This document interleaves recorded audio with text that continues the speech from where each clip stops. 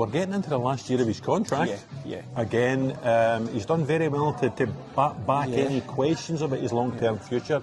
He talks about 3 years the first time. If he does 3 years this time, 6 years as Celtic manager, it's a long time. Yeah. What do you think will happen and when?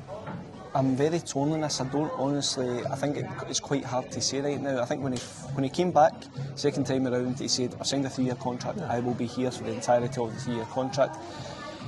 What I would say is that whatever the decision is, if he's going to make it, he's probably going to have to make it quite early next season. I think, because otherwise it's just going to become a thing. It's going to become a dominant theme. I don't like that either. I think the clarity has to come out. You know? Actually, I'm never a fan of that. We had it recently with Steve Clark, talking about what he will do, 75% certain to go. I just think it puts the wrong message into players' heads if they think a manager's leaving. And I know the point you make that that they can announce it early. I'm not so sure they will. I'm not so sure they will either. But my worry, or if I was in Celtic shoes, Brendan Rodgers' shoes, is the longer this goes on without signing a contract, the more people start to say, are you staying or not?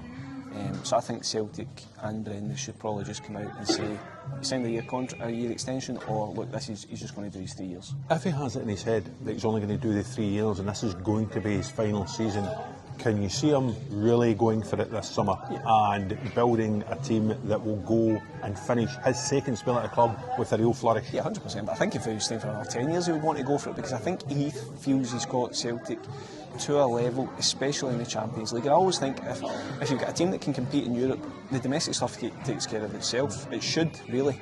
I know Rangers is maybe an outlier in that theme, but I think if Celtic can get a team that can compete in the Champions League, then they'll win domestically. So he knows that Celtic have got to a certain level in the Champions League. He wants to kick on now. That means investment, that means recycling the squad, and I think he'll be fired up to do it next season.